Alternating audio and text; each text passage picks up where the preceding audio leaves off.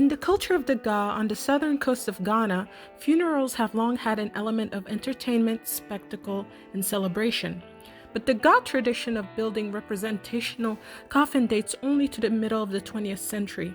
It was developed in the Ga village of Teshi near the capital city, Accra. The coffins, hand-carved from mahogany or lighter wawa wood and brightly painted, represent animals and other worldly objects that symbolize myth, success, or prestige. Akan proverbs suggest animals appropriate for these images, including the hen, the bull, the lion, the fish, and the shellfish. Other representations are related to the profession of the dead person, such as a canoe for a fisherman, a truck for a truck driver, or a saw for a carpenter. Still, other coffins shaped as jet planes or Mercedes-Benz cars indicate the owner's prestige in the community. The first coffin craftsman was Atao, a carpenter and woodcarver in Teshi, where since the end of World War II, the chief or Mensah has on special occasions ridden in a palanquin carried on the shoulder of the strongest men in the village.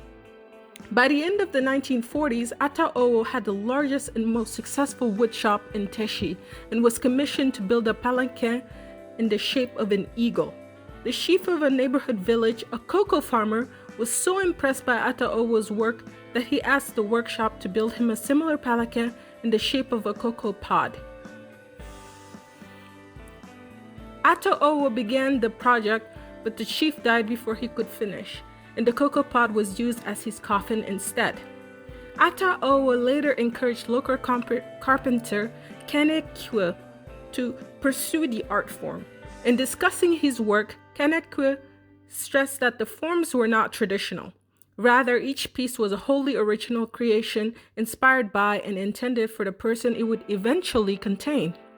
It was Kane Kwei's coffins that were first discovered by the international art world in 1973 when a Los Angeles, California gallery owner visited his workshop in Teshi. She immediately ordered 7 coffins for import and resale abroad.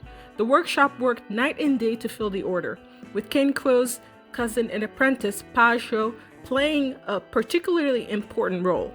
Feeling underappreciated, Paa Joe decided to leave the workshop and in 1977 opened his own.